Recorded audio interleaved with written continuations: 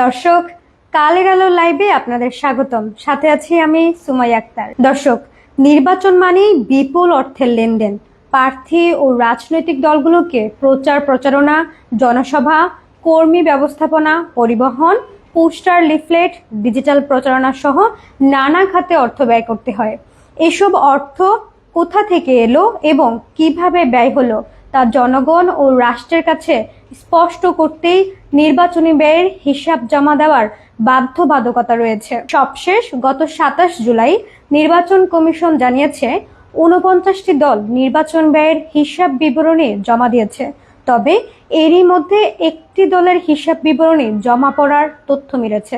জানতে চাইলে নির্বাচন কমিশনার আব্দুর রহমানেল মাসুদ বলেন, আশা করি বর্ধিত সময়ে সব দলই ব্যয় রিটার্ন জমা দিয়েছে। আইন মোতাবেক যে যা ব্যয় করেছে তাই জানিয়েছে বলে মনে করি। ত্রয়োদশ সংসদ নির্বাচনে প্রার্থীদের বয়সসীমা ছিল ২৫ লাখ টাকা। তবে ২.৫ লাখের বেশি হলে জনপ্রতি ১০ টাকা হারে ব্যয়ের সুযোগ দেওয়া হয়েছিল। এবার ২.৫ লাখের নিচে ভোটার ছিল ৩টি আসনে, যেগুলোই ২৫ লাখের বেশি অর্থ খরচ করার সুযোগ ছিল না। দলগুলোর ব্যয়ের হিসাব বিবরণী পর্যালোচনায় দেখা যায়, সবচেয়ে বেশি প্রায় ৪.৫ কোটি টাকা ব্যয়ে হিসাব দিয়েছে জামায়াতে ইসলামী। দলটি প্রার্থী দিয়েছিল ২২৫ জন। এবার বিএনপি সর্বোচ্চ সংখ্যক ২৯১ আসনে প্রার্থী দিলেও দ্বিতীয় সর্বোচ্চ খরচের হিসাব দিয়েছে। দলটির ব্যয় ৩,৮০,৮৯,১৩৭ টাকা।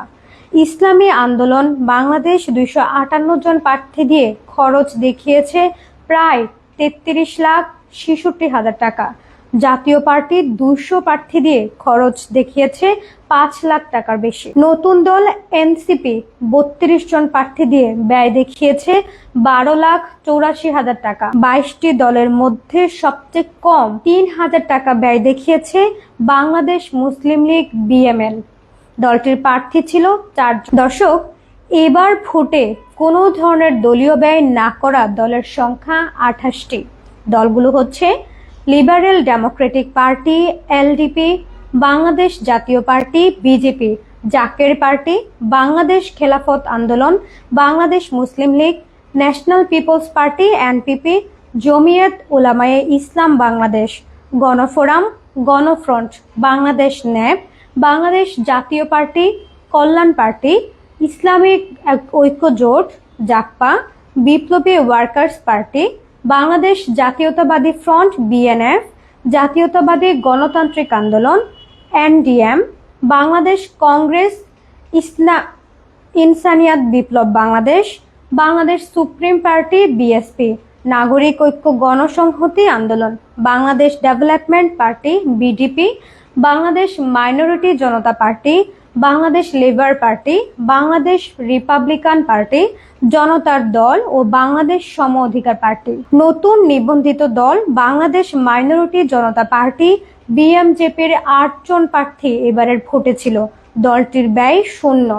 গণসংহতি আন্দোলন ১৭ জন প্রার্থী দিলেও দলীয় কোনো ব্যয় হয়নি বলেছেন দলটির নির্বাহী সমন্বয়কারী আবুল হাসান রুবেল। নির্বাচন ব্যবস্থার সংস্কার কমিশনের সদস্য আব্দুল আলিম বলেন, এবার যেহেতু একটা পরিবর্তনের পরে ইলেকশনটা হলো, আইনের মধ্যেও পরিবর্তন এসেছে এসব বিষয়ে। আশা করি বর্তমান ইসি একটু অন্যরকম চিন্তা করবে। এই যে ২৬-২৭টি দলের কোনো খরচ নেই কেন নেই, কি কারণে নেই তার ব্যাখ্যা হিসাব তাদের কাগজে আছে কিনা জানি না, কিন্তু এটি পার্টি থেকে কমিশন থেকে মানুষকে জানানো দরকার। দর্শক, এতক্ষণ আমাদের সাথে থাকার জন্য ধন্যবাদ।